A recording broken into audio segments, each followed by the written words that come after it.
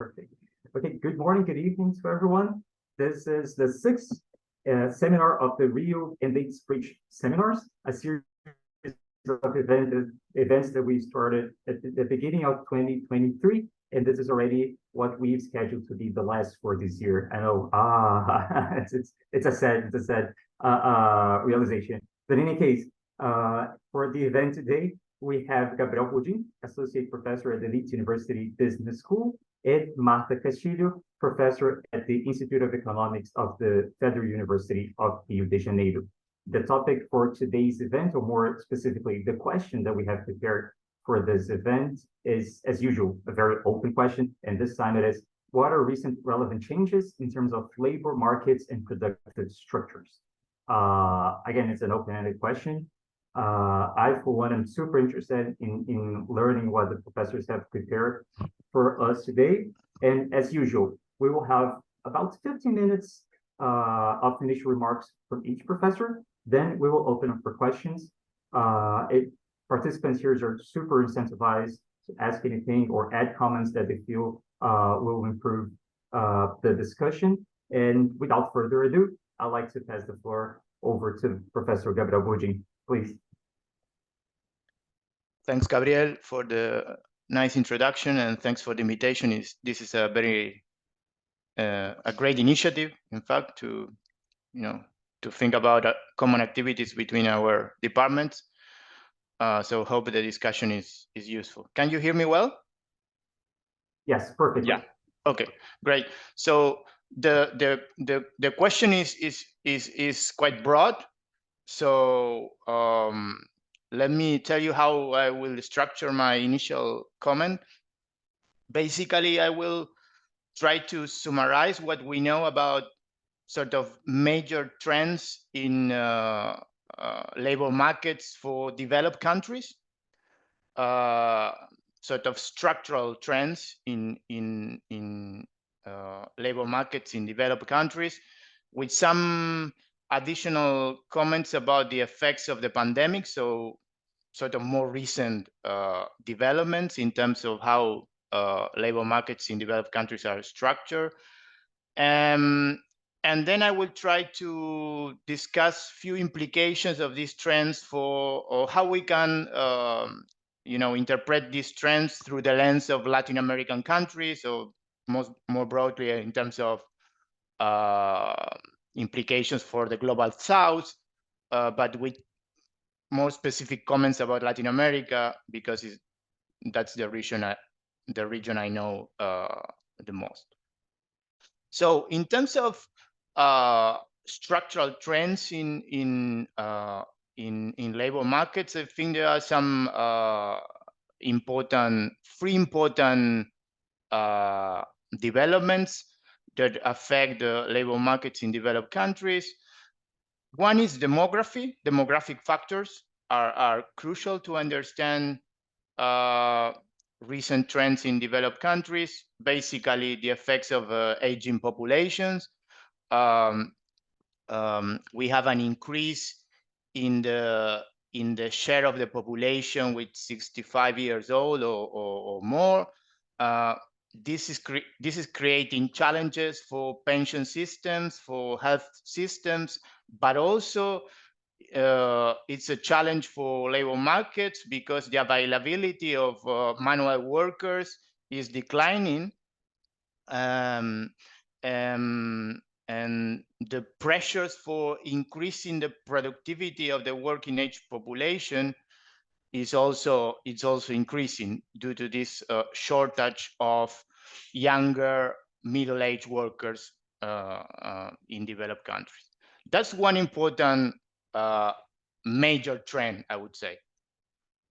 The second trend is globalization, of course, and the fact that local industries in developed countries are competing with imports from emerging countries, especially with Chinese imports. This is creating issues in how labor markets in developed countries are structured, and there is plenty of research suggesting that this is really this competition of Chinese imports is affecting low-wage workers in developed countries in a negative way. Wage prospects and employment prospects of unskilled workers in developed countries are declining due to the competition of products import from China and other major emerging markets. That's the second major trend. The third trend is related to technology. It's impossible to analyze recent trends in labor markets in developed countries without making a comment about technology. We had the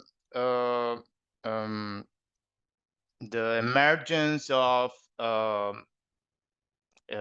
information and communication technologies in the early 80s, but now we are facing a new technological revolution led by developments in robotics, artificial intelligence, more recently generative language models such as ChatGPT, and technology again is creating pressures and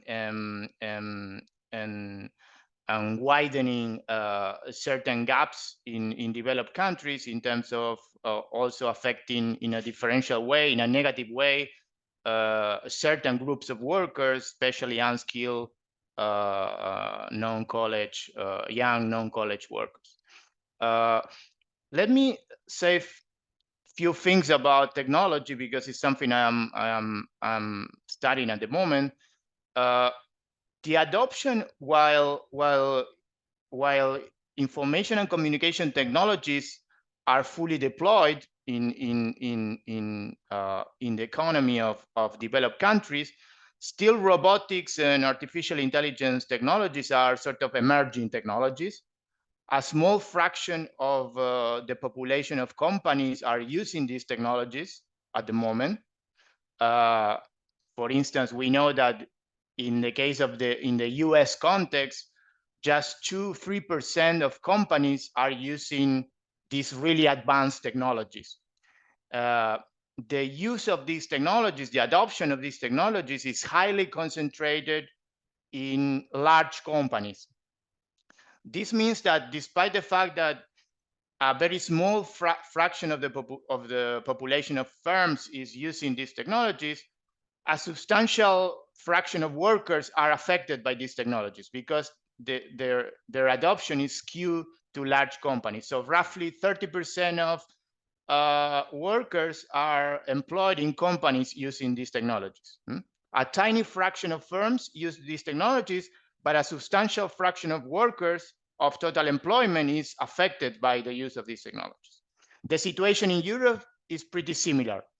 Small fraction of companies using these technologies, but the fraction of companies using these technologies is larger for very large companies and is affecting a substantial fraction of the population of workers.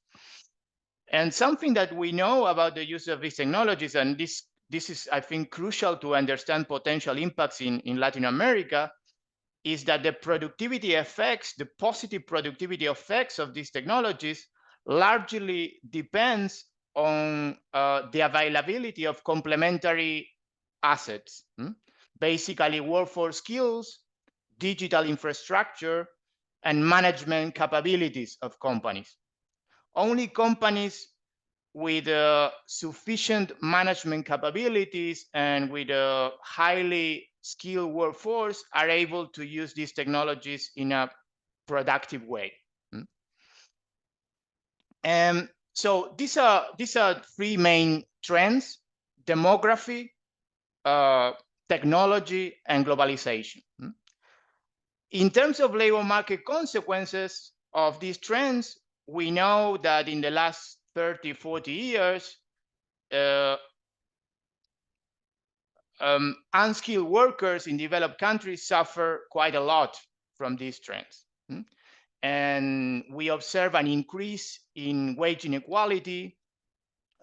We observe substantial wage losses and employment losses for unskilled workers in developed countries due to these trends, an increase in wage inequality, an increase in job polarization. So workers in the middle of the wage distribution have been particularly affected by these trends.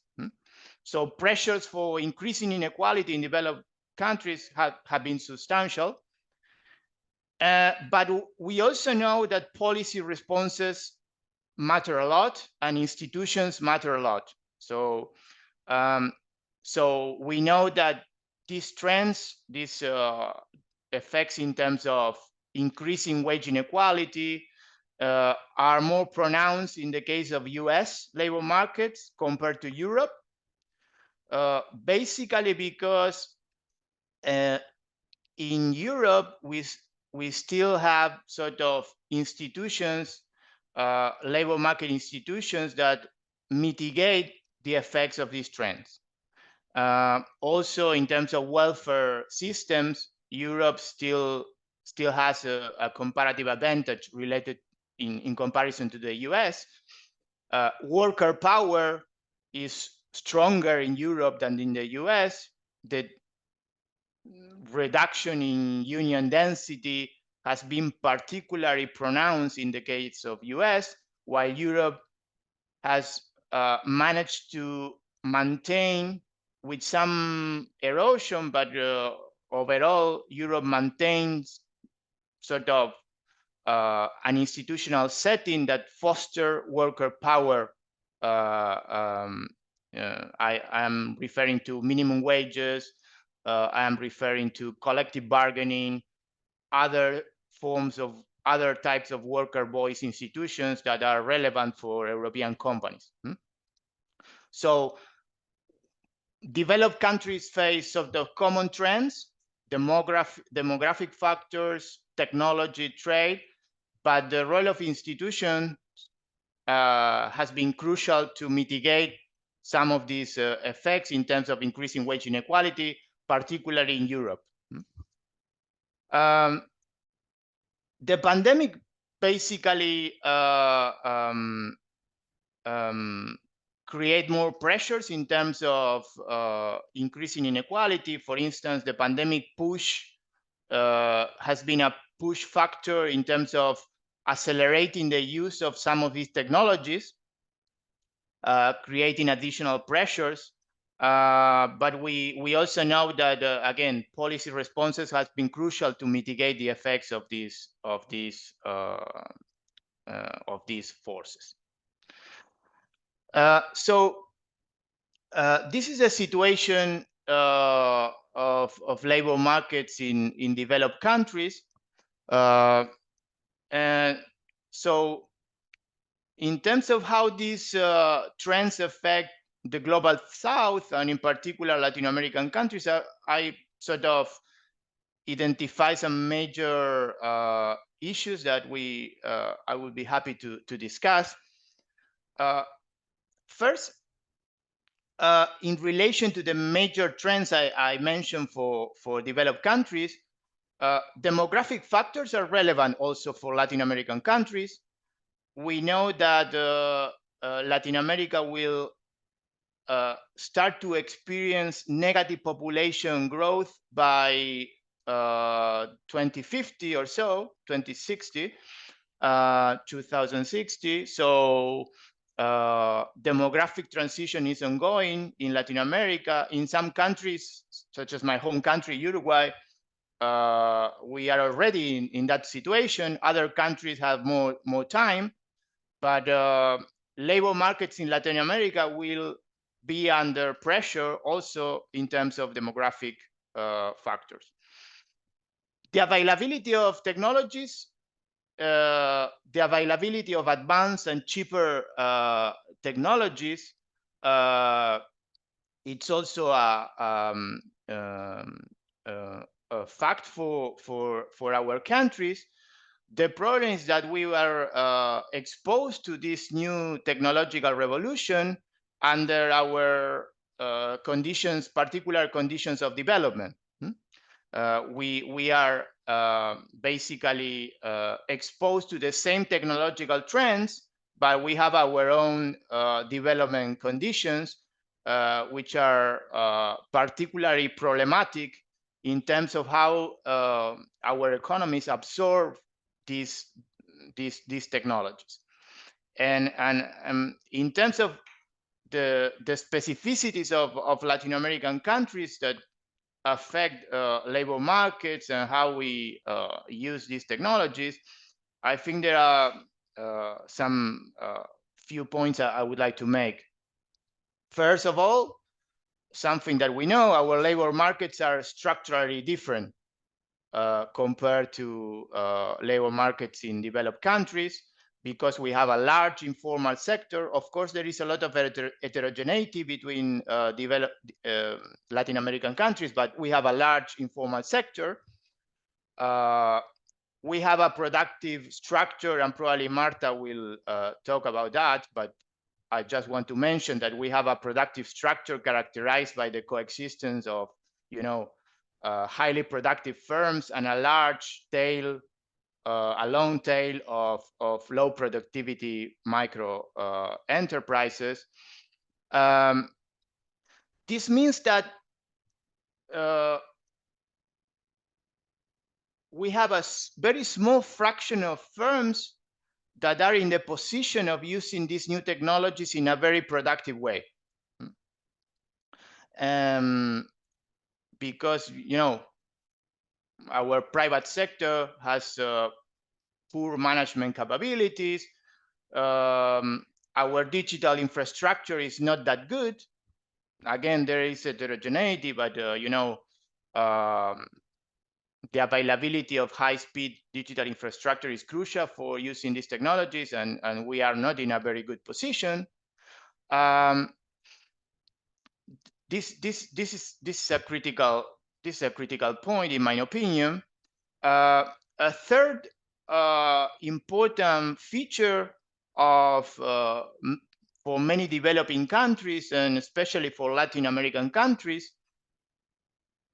is our subordinated position or subordinated participation in global value chain. And new technologies are allowing developed countries to reverse the process of offshoring of many activities in developing countries. Now some developing countries enjoy some competitive advantages in certain manufacturing sector, in certain labor-intensive sectors in the past.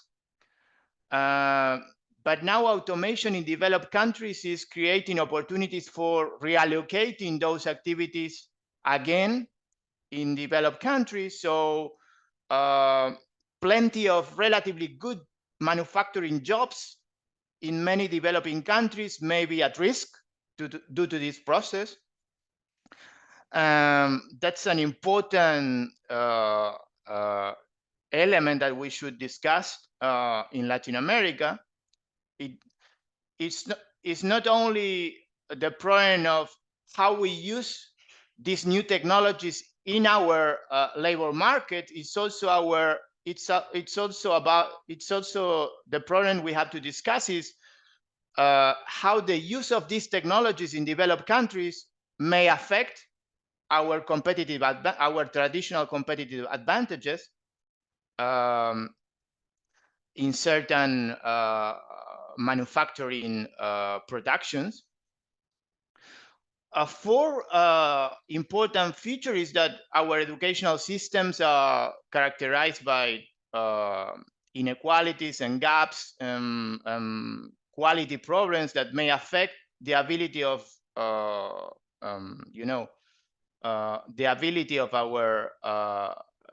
of the new cohorts of workers to to engage in this more dynamic labor market characterized by the use of these advanced technologies. And a 5th factor I would like to mention is that our institutions and policies are weaker than in developed countries. So our ability to mitigate potential negative effects of these trends is in some way not that strong as in many developed countries, because of issues of tax capacity, because issues of state capabilities. The policy response may be weaker in the context of Latin American countries. So just to summarize and leave the space for Marta initial take, developed countries have been facing major trends in terms of demographic factors, in terms of emerging technologies, in terms of globalization. This has created pressures in terms of labor markets, basically an increasing wage inequality and job polarization affecting less educated workers. But institutions matter a lot, and countries that have institutions that foster worker power and mitigate the consequences of these trends may perform better, and the increasing inequality has been less pronounced. And when we want to understand these trends in the context of Latin American countries, we should take into account the fact that labor markets in our countries are structurally different, that a smaller fraction of firms are in a position to use these technologies in a very productive way, and the fact that our countries are in the ability of designing public policies that can mitigate these trends is less clear in our countries due to problems of state capabilities, which are lower in general than in developed countries. That's my initial take. Gabriel, thank you so much. These are very clearly presented ideas, and there was a lot there, a lot that we can unpack, I think. But if possible, just a few remarks. I'd just like to highlight the importance that you mentioned of structure, the importance of firm heterogeneity, the importance of policy associated with institutions. I think these are good, these are great ideas that we also can pick up among this series of great comments that you made. I would very much like to hear from Marta, and I understand she will be able to make a connection between matters of labor markets and productive structures. Right, Marta? The floor is yours. Thank you so much for your time. Thank you. It's a pleasure to be here to talk with Gabriel and also having in the assistance my main co-authors in these issues I'm going to comment, that is the interaction between international trade, in fact, and the labor market, but it has a lot to do with a productive structure, obviously. Well, I work mainly with international trade. At the moment, I became a little bit bored of dealing only with goods, and then I started to try to see the impacts on people. And this is my presentation. It's not going to make a panorama like Gabriel made, but I think I'm going to present some research roads that I think we can explore for asking a little bit of the questions raised by Gabriel and for the main question. Well, then I've been working in these great issues, trade and labor. I've been working in two ways. One, I have a series of works using this kind of traditional labor content of trade estimations that comes from Leontiev work, and that allows us to analyze the volume of jobs of employment related to trade, and that allow us to go further in several directions, like looking more closely to exports versus imports, thinking that exports can generate jobs, and that imports is a kind of treatment for national jobs. It's interesting to look not only the direct content of labor, but also indirect. One thing that we've been working a lot because of Brazilian trade characteristics, I will detail further, is distinctly the job associated to trade following, depending on trade partner we look. For example, comparing a trade associated with jobs associated with trade with Mercosur of China is completely different. An issue that I've been working a lot in the last years is the woman labor associated to trade, and Kathleen Ferreira, that's here, is my main partner at this moment, and different characteristics of labor. The second group of studies these studies are turned to Brazil in relation with other countries, but centered in Brazil. Moreover, I need input-output metrics that it's easier to look at Brazil only, even if now we can have a world global matrix. Input-output metrics. The second group are cost countries analysis, and trying to see how changes in trade affect labor. I've been working, and now I'm working with Adriano Duarte, that is also here, on a GVC and employment across countries. And I think these both, the second one is going to dialogue, to have a lot to do with some points raised by Gabriel. Well, the first works about a labor content. In fact, we see that the quantity and the volume and the profile or the quality of jobs depends a lot of the trade and productive specialization of countries. And for Brazil, for example, Brazil has a very different specialization, depending on which partner country we consider. When we look at the trade profile of Brazil, we have a kind of three types. We have developing countries, Latin America mainly, and African countries, we are exporters of manufacturers and high technological content manufacturers, and a lot of intra-industry in manufacture trade. In the opposite, we have like a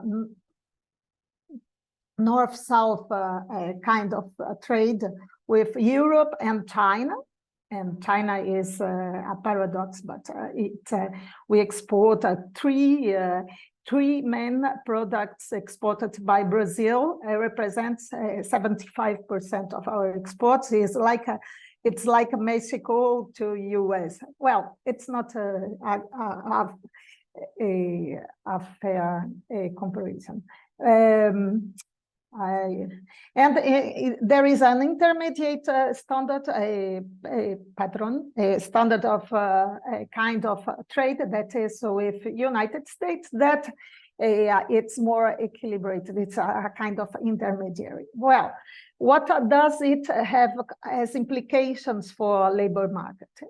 You can imagine that with Mercosur and other Latin American countries, Brazil exports generate more qualified jobs, but less, obviously. And for China, we exports generate a lot of jobs, but of low qualification and other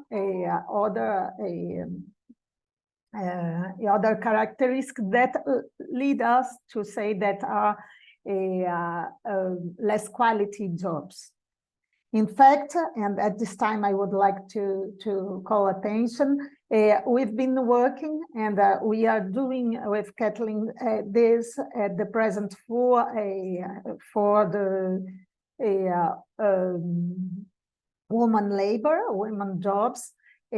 We've been using an index of quality of employment that takes into account, it's an index that use a similar methodology of the Human Development Index. That's a quite simple index, but that try to synthesize some characteristics of the labor market in order to compare the quality. We were interested in not only looking of the volume of jobs, but also in terms of quality of jobs.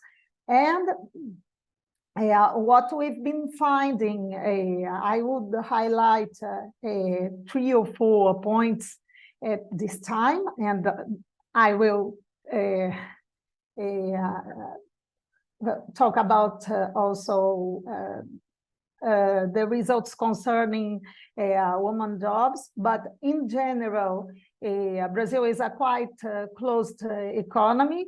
And I will come back later to when I will mention the question of insertion in GVCs that, again, Gabriel mentioned it. But Brazil is a big economy, then quite closed. And this means that jobs in general, jobs associated to exports are not very important for us. Moreover, the specialization, trade and productive, but mainly trade that is more accentuated than productive. Insertion, the trade specialization of Brazil is characterized increasingly by a specialization on a low sophisticated manufactured goods, and mainly raw materials. And this means that there is the jobs that are associated to these sectors are of low quality. Can be a significant number, but a low quality. On the opposite, the jobs treated by imports are of better quality. So we import a lot of more sophisticated goods. Well, concerning women in general are underrepresented in labor market than in population. In trade, it's still stronger. This underrepresentation as agriculture and other sectors are more there are more men working, and in general they have less quality jobs of less worse jobs. Sorry. Well, I stop here. I could talk a lot, but we can came back further to talk about the second group of studies. I will try to be. How many time I have, Gabriel? Sorry. You I'm muted now. No, I think you should have like 5 minutes if you want to, but we can open the discussions how you prefer. Okay. No, I would like to talk about the second. No, I would like to talk about the second group of studies, and then, but I will try to be quicker. It's fine. Well, the second group of studies are more cross countries analysis, and it's motivated, well, in general, I would say that is the relationship between trade and employment, but, well, we've been looking more close to GVCs, global value chains trade. And I've been doing this with Adriano Duarte. We are finishing a paper on it, but also with another PhD student that finished last year, her thesis. Well, in fact, this research started from question. The main motivation is because in developing countries, mainly in Latin America, GVC was presented as a kind of myriad of panacea for development. Is a lot of or international organisms or the old government and some academics used to say that integrating to GVC would lead necessarily to better life conditions, to better economic and social conditions. And not this vision, at my point of view, in fact, this point is quite, this vision is quite simple, because first they consider that just the intensity of the integration and not the kind of the nature of GVC integration. We know that Gabriel, for example, told about offshoring and reshoring. Firms from developed countries, they offshored and they are thinking about reshoring now. We were at the other side of the story, and we were receiving. It was not really the reality of Latin America.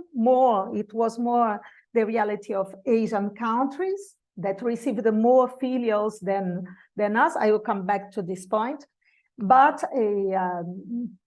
anyway, we must consider the nature of integration, and not only the intensity of integration into GVCs. Second point, GVCs have special governance structures. What I would, as an industrialist and international trade economist, I would associate it to market structure in these GVCs that makes that causes how can I say this determines how firms can evolve along the chains, or I'm talking about upgrading. It's depending the position of the firm, end of the country of this firm, in the chain, there will be more or less possibility to evolve, to upgrade with, and then to have a social impact. And here I'm talking about jobs. And last thing that we cannot, that we must sign is that economic upgrading does not guarantee a social upgrade. Then you can have growth, but without impacts on inequalities, on jobs qualities and wage and so on. Then we've been with Adrian, we've been working with a panel of 46 countries for the period going from 95 to 2018, and we've done some econometric exercises in order to see if the different natures of GVC integrations affected the job generation. And this was the way we were trying to enter in this debate I mentioned it before. And we have bad news. GVC integration of the most forms we worked on had no effects on the expansion of on the generation of jobs.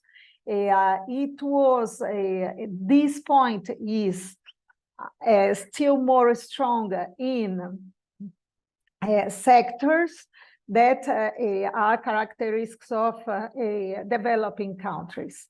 The results are quite strong in to say that the integration into GVC didn't guarantee more jobs for any kind of countries. For high-income countries, there are some special, how can I say, some points that some sectors or products or kind of integration that produce a positive effect, but for the sectors typical from developing countries, there is no positive effect of GVC integration on employment. Well, this is the main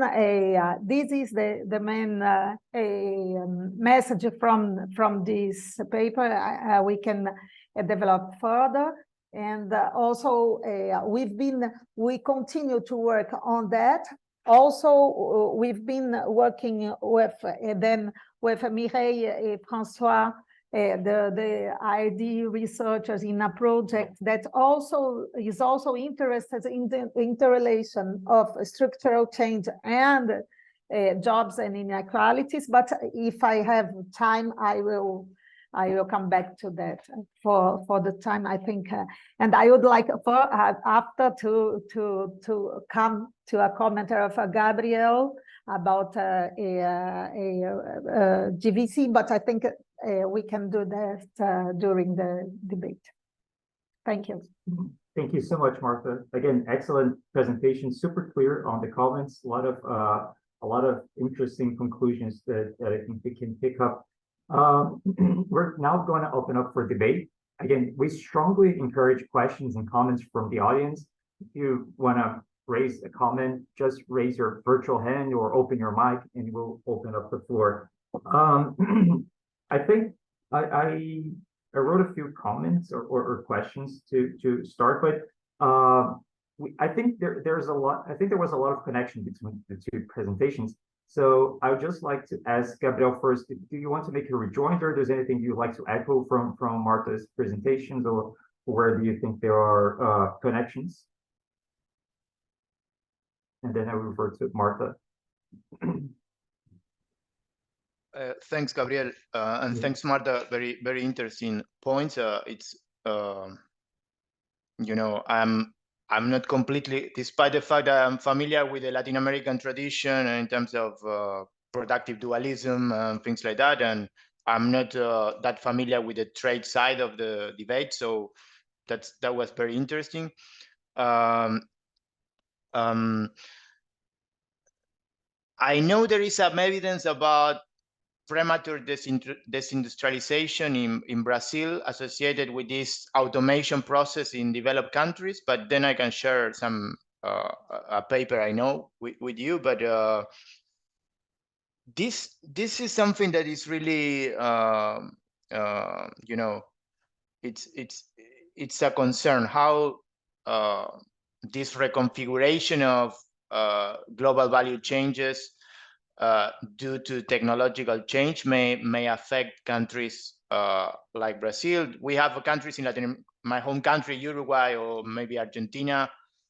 Their integration in this change is more related to you know, agricultural products, but maybe Brazil is the country with the most sophisticated manufacturing sector in the region. So this may have consequences for Brazil. And then plenty of interesting data on exports and imports and the labor content of these trade flows. So yeah, I think that Marta's presentation was pretty complimentary, so I don't have major comments. Maybe as long as we move in the debate, we can exchange more. Yeah. Perfect. No, thank you so much. Can I, you mentioned a couple of points there, and I'd like to actually revert a question to you. It's just a thought, honestly, and I don't know if it's useful, but it's that a lot of the discussion when we come to trade and market, please, if I'm wrong, please tell me. It's a big probability that I'm wrong, but so a lot of discussion involves works, for example, in industry and transformation and so on. And as Marta mentioned, there's also the discussion of not the quantitative part of this work, but also the qualitative part of this work. And I remember a discussion about industrial economics that people were saying, well, you know what, like work in factories is not that kind of work that that people can do when there's a question of the quality of work. And when we see this trend toward third sector, we see this trend towards services, which is very large, for example, in industrialized countries. And I mean, by definition, we tend to treat them as non-tradables. Are these big trends that you mentioned, globalization, technology, and demography, are they affecting the service sector as well? Do you have any evidence? Just like to point that out because I was thinking about it. That's a really good point. Nice question. You know, I think we shouldn't expect good jobs to come from manufacturing anymore. We are observing that trend in developed countries, but also in developing countries and in the Latin American context. I think despite the fact that manufacturing was a traditional source of middle income jobs for many countries, I think most of the new jobs will come from the service sector. So productivity conditions, and I think Danny Rodriguez has a nice paper and some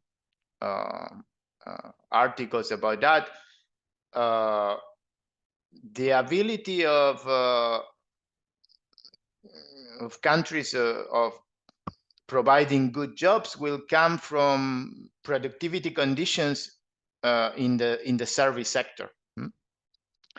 And in the context of Latin America, that's problematic because probably structural dualism is problems of structural dualism are more severe in the service sector. But yeah, I agree. Manufacturing jobs are more likely to be replaced by new technologies, especially routine jobs. We are already observing that in many countries, and so new jobs will basically be provided by the service sector. So when we try to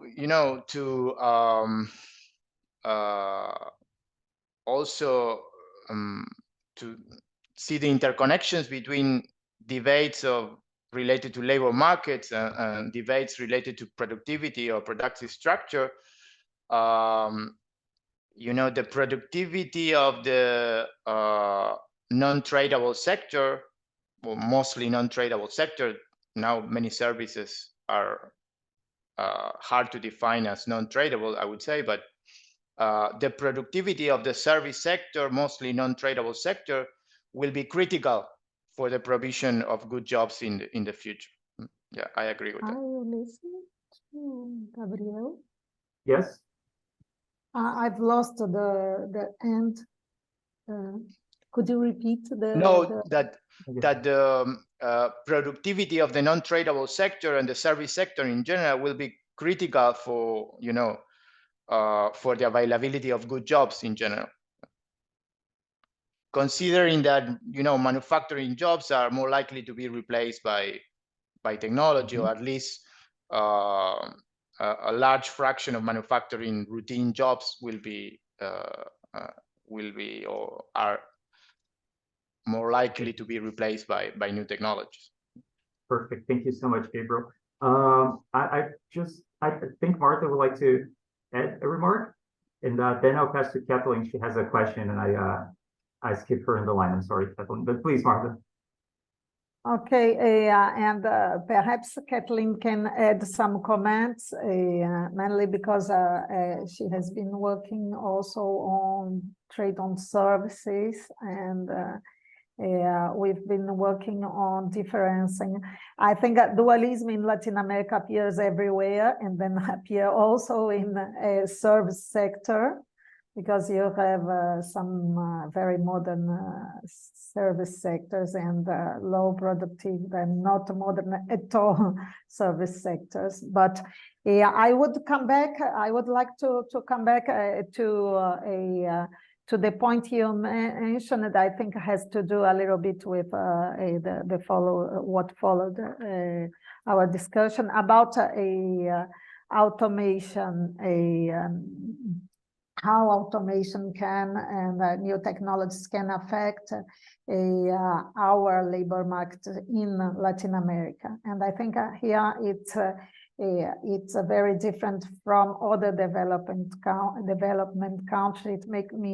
It make me think every time at Carlota Perez's work that says that and this literature about natural resource curse, and that shows that because of the natural resource abundance in Latin America, we have a specialization in a kind of production on raw material production, but also in the kind of industry we have that are process industry, that it's more capital intensive than labor intensive. And instead of what happens in Asia, that with no with no natural resource abundance, developed the assembling industry based on a cheaper employment labor force. Then it has implications on the kind of development they had. It has a lot of implications in which kind of insertion, integration they have in international trade and in GVCs. And I would like to arrive to reach this point, Gabriel. I think that as our specialization is strongly and it's time more turned to natural resources intensive sectors, automation will have less automation in developed countries will have less impact on national economics in Latin America than, for example, in Asia. It doesn't mean that we will be in a better situation, because our situation, as you described, we have this kind of specializations has impacts on dualism and all the characteristics you said on employment. And then here we can talk about, for example, the share of low productivity and less quality jobs in service sectors. But as we are a little bit from GVCs, this specific impact will not be so strong. We are in a situation that will not suffer exactly from that. I think the problem is much more, the point is that we are not making changes in our productive structure that could generate better jobs, and I agree with you, better jobs that could come from a more sophisticated service instead of industries, as industries is increasingly automatized.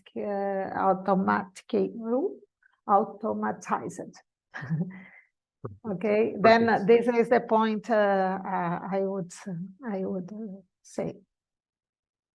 Thanks a lot, Marta. Now I'd like to invite Kathleen to please share her comments and questions. Then I think I'll pass the floor to Francois, then to answer, if that's okay with you. Okay, please, Kathleen. Thank you. Hi, can you hear me? Yes. Okay, I believe I will direct my question a little bit for Gabriel, because I already worked with Marta, but it would be a pleasure to hear your opinion as well. Gabriel mentioned in his presentation about the three main trends that we have right now: demography, technology, globalization. And perhaps it would be nice, I don't know if you studied about that, but I'd like to hear your comments, if you have any, about how those technology trends could, I don't know, increase, reduce, or change the gender inequality that we have in our economies. And you mentioned as well that when we look the labor markets of the developed countries and our Latin American countries, we have some difference about the size of enterprise, the productivity, and so on. And I believe that could, you already mentioned actually that this will impact the impacts of technology, and maybe those gender impacts could be different as well. And if you have any comments about that, I would be glad to hear. And the third point that I would like to hear as well, it's about, you mentioned the job polarization in the labor market. And if you can, I don't know, say something, some thoughts about the relationship, about the technology and the job polarization, would be really nice to hear. So that's it. Thank you. Thanks a lot, Kathleen. Very good questions. And now, Francois, please. Hi, everybody. A pleasure to be with you. The two Gabriels. I don't know who is the first and the second. And I don't know if you have to have a name of Gabriel to enter your program as a male. So I think that it's a very interesting program and exciting. And from what I understand, you are beginning or work together. So my questions is mainly on the methodology and data. I'm specialized on the labor market and in particular on informality. So on methodology, it's not very clear for me what is the research question. It's linked to the research question. What you want to describe the two trends and put them together, or you want to say one have an impact on the other or effect, or well, describing is something interesting, but do you want to go further? And in this case, how would you do? Second, on the data, I think that Gabriel, the first or the second, mentioned a key issue, the issue of informal on the labor market, the issue of informal sector, informal job. In fact, you've got informal jobs in all sectors.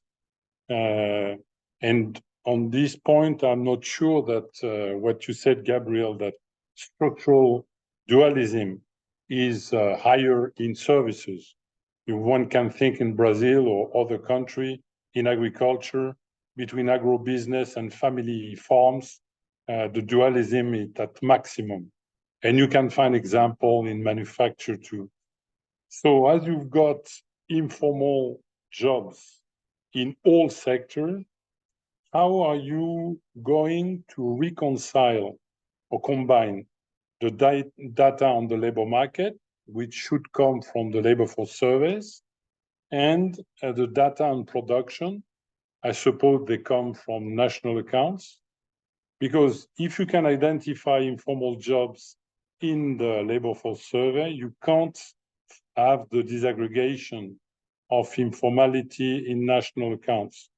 So it's not clear for me how you are going to address this dualism, this part of the labor market, 40% in Brazil, less in Uruguay, but more in Mexico, to take the example of Latin America.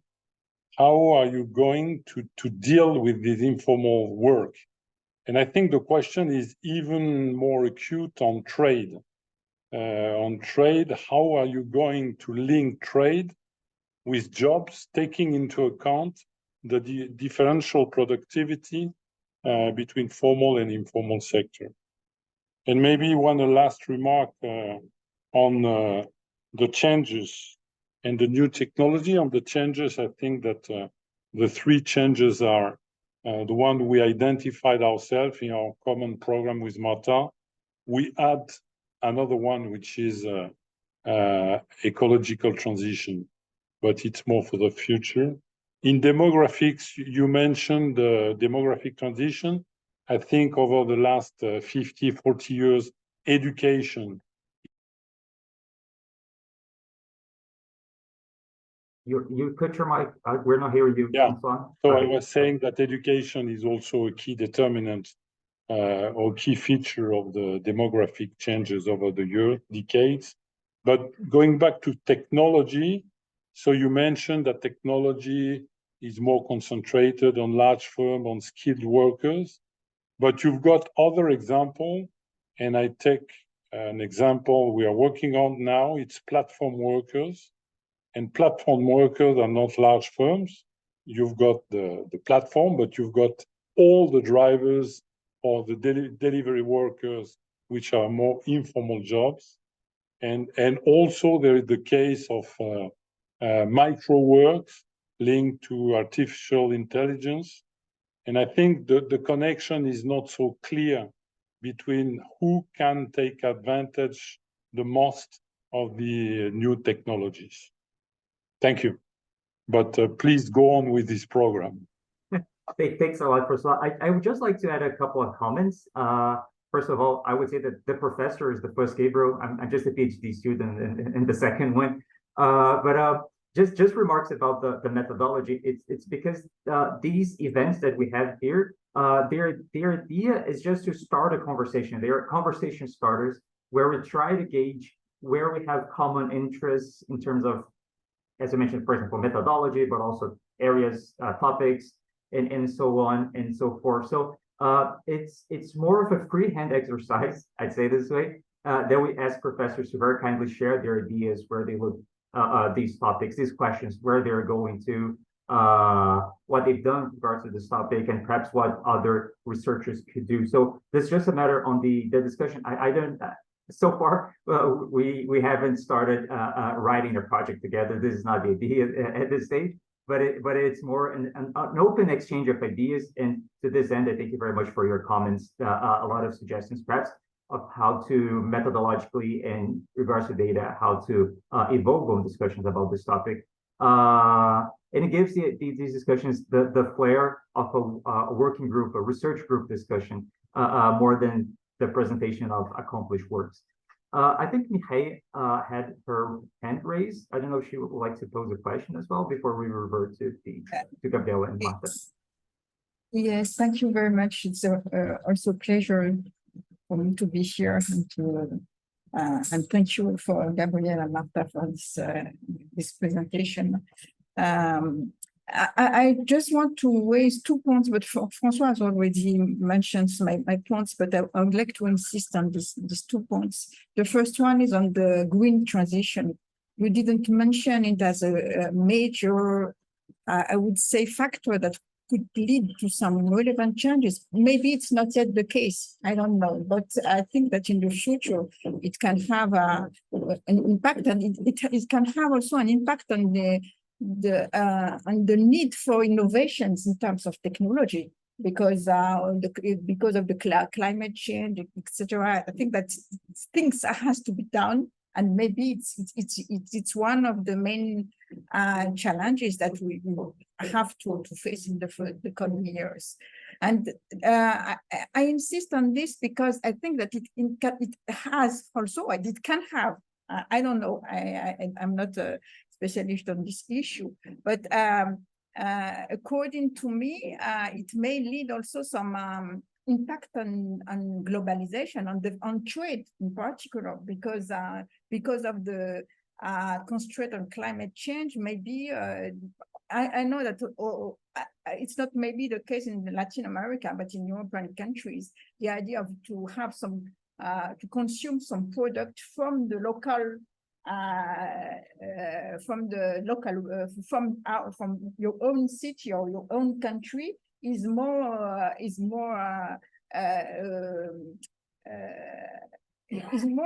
an objective today. Buying something from abroad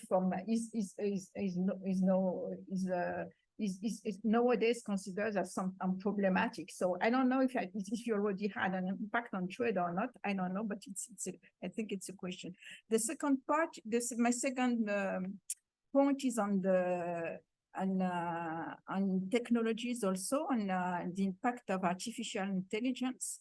And I don't know what is the impact actually also on the labor market, but I know that in many countries, micro workers are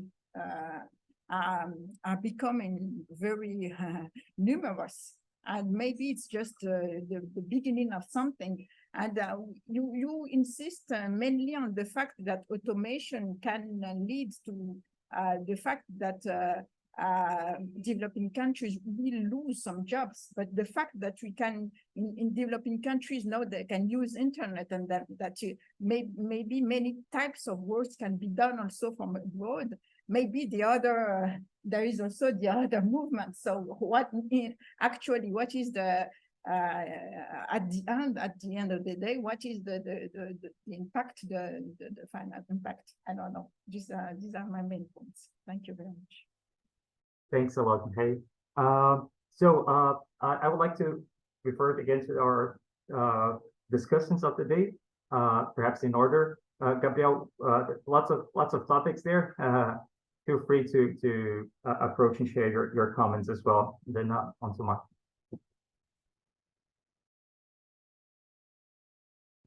Thanks, Gabriel.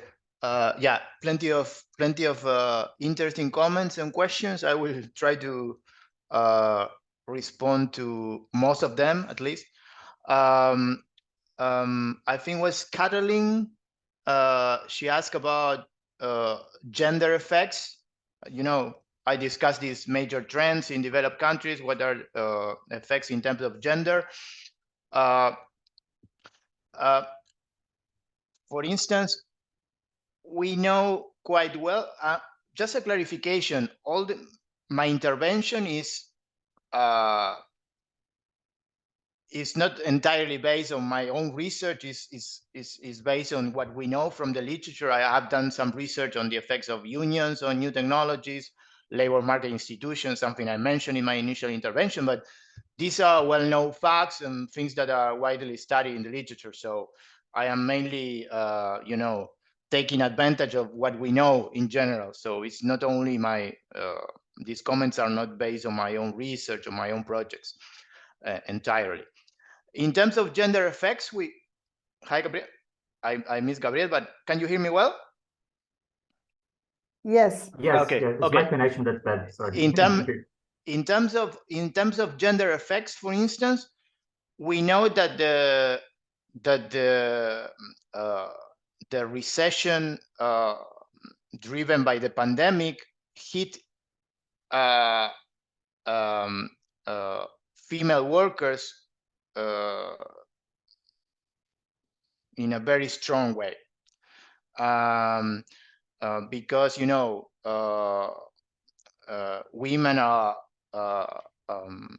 were employed in sectors that were particularly affected by the social distancing measures and disruption created by the pandemic, because of school closures and the inequalities in the distribution of home production, things like that. So women were particularly affected by the pandemic. In fact, there are some papers referring to the recession as a she-cession, exactly because in comparison to the 2008 financial crisis, this was a recession that particularly affected female workers. Of course, in terms of these sort of more structural trends in terms of job polarization, and the job losses in terms of middle income manufacturing jobs, that trend affect in particular affect men more heavily. But in recent years, and especially due to the pandemic, female workers were particularly affected. That's the point about gender. Then Francois mentioned several interesting points in relation to the methodology. And again, just a clarification that I am not doing research at the moment on informality, for example, but what the point raised by Francois is quite clear. The fact that we have a large informal sector, of course, creates problems in terms of measurement, in terms of how we use the data we have.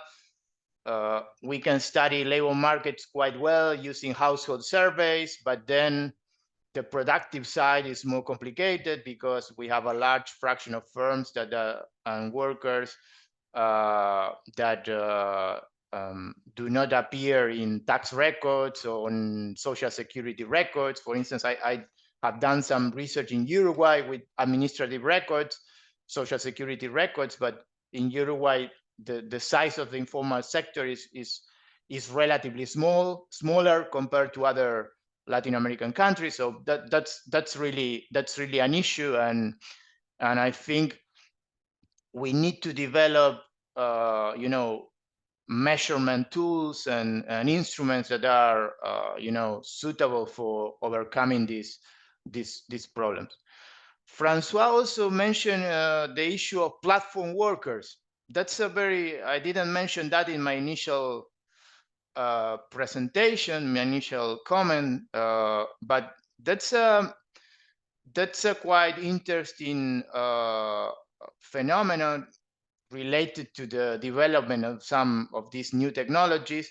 And I think it's something that may have different impacts in developed countries and Latin American countries. Why? Because, you know, platform companies in developed countries are basically recruiting workers who previously had a salary formal job. In the case of Latin American countries, I'm not completely sure this is the case. Probably these platform companies are recruiting and absorbing, are recruiting workers who were previously unemployed or employed in the informal sector. So depending on how, on what is the regulatory response and policy response to these platform, new platform jobs, I think this may create some opportunities for absorbing informal jobs. I mean, in Latin America, still the fraction in many Latin American countries, the fraction of self-employed informal workers is high, and if governments manage to regulate these platforms jobs or companies in the right way, this may create opportunities for, linking these workers to the formal social protection system, something that was that is particularly problematic in our region. And for instance, in some policy proposals, people or experts are mentioning, for instance, the possibility of automatic exchange of information between platform companies and social security agencies, for instance, to make sure these workers start to contribute to social security system. You know, we have in the case of this sector, we have digital payments. We have we can trace, we can track, payments and between companies and workers. So it's quite easy to include those workers in the more traditional social security systems compared to our more traditional sector of self-employed informal workers, in which it's very difficult to control payments. It's very difficult to control working time and things like that. So this is one case, the case of platform workers, in which I think the potential impact might be different, and the regulatory response might be different when we compare developed and developing countries, and in particular Latin American countries. And then a final comment, and Francois mentioned education. I think that's crucial, and Marta brought this more, I would say, traditional perspective of the importance of having a more sophisticated productive structure. I have been exposed for years to that because of my training in Uruguay, the role of CEPAL and CEPAL way of thinking. I think that's still crucial for Latin America to increase the sophistication of a productive structure. But if that doesn't come, if those efforts do not come with the transformation of educational system, I think we will have additional pressures in terms of increasing inequality, because we will have a shift in labor demand that is not really correlated with changes in the qualification of labor supply. So, for instance, in Uruguay, we have zero unemployment in software production, and professionals are earning very high wages, but we have problems. We have structural problems in transforming our educational system to respond to that demand change. So, sophistication of productive structures is not enough, I think, or could represent even a additional pressure in terms of increasing inequality if there is no correction, if there is no structural transformation in our educational systems and in general our systems for developing worker skills and human capital. Thanks so much, Gabriel. Now, Marta, please. Well, I agree with you, Gabriel, with this last point, but I think the two things would work together. It doesn't mean that we wouldn't try to make structural change in order to make to improve this productive structure. I think in terms of sophistication, we should be able to respond with educational systems and a training system also, not only formal education, but training system also that could adapt better to these changes. Well, I come back, I will not comment on Kathleen issues because we were talking about that yesterday.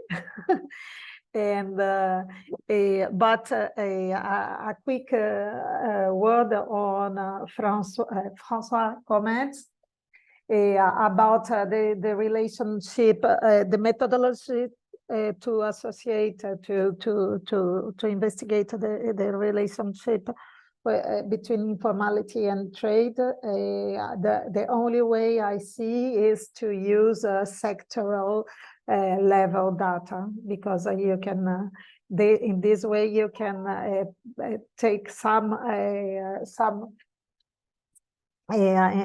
characteristics on labor market and on trade, and to make at this level. If not, it's very, very difficult if we use, for example, individual data, and it's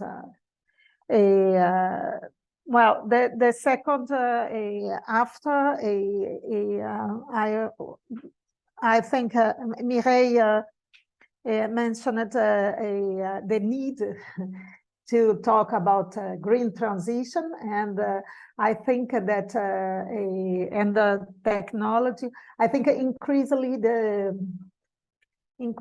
technology are turned to a green transition, are motivated by energy saving reasons, to change the use of raw materials, and then we have a lot of discussion around the world about a green industrial policy at trade level, for trade issues. This discussion about how trade and environment interacts, it's quite old, well, 40 years perhaps, but it's coming back with force. But at this time, I think that industrial and technological policy discussion is about how to induce a better ecological performance. Then financing and the stimulation technological change with green purposes. At this level, I'm quite optimistic. What I'm not, but we must realize these objectives. But there is a huge debate on green industrial policy. What I'm not so optimistic is about the impact of buying local on trade. What I see this, I think there is well, talking from the South, I see that as a harder preoccupation of some consumers, a part of a segment of North consumers, both mainly in Europe, less in USA, but still a segment of US consumers. A much smaller segment of consumers in the South But I think this is not still reflect on a macro levels. Then it's not reflected on trade, and it's not reflected on special segments of trade, of raw material trade, of how could I say, if we took the evolution of trade, these resource-based goods trade have been increasing in the last years, not only because of China, but also it didn't diminish even with European countries who are more concerned about these worries. And well, here technology can play a role also, but I would say more for industrial products trade. But for instance, I don't see much change in the use of raw materials. On the contrary, we are discussing about there are a lot of critical minerals that will come from the south again to the north, and that's going to be traded in a very traditional way with the north. Yes, I think it's the observations, the remarks I would like to say. Thanks a lot, Marta. We have reached the 1 hour and a half mark. So now I think it's time to wrap up. I would just like to make a comment on behalf of myself, on behalf of Bianca Orsi, and on behalf of Norberto Montani, the professors, Bianca from Leeds and Norberto originally from UFRJ, who are also part of the organizing committee. And on our behalf, I'd like to thank you. Thank you, Professor Marta. Thank you, Professor Gabriel. Thank you to everyone that stayed with us during this discussion today. I, for one, thought it was super informative, a lot of food for thought for future debates around these two, and as we prove, interrelated agendas between productive structures and labor markets. This is the 6th and last event of the Rio and Leeds Bridge Seminar, at least from this year. For this year, we are thinking about hosting a session next year for presentations between PhD students from each department. It's still on the works. It's still on the table. We're discussing the structure, but everyone might hear from us shortly. With all of this, just like to thank you all, and hope you have a good evening and a good rest of the day. Thank you. Thank It was a you. pleasure. Goodbye. Thank you so much. Thank you. Bye. Thanks for the discussion. Bye-bye. Bye.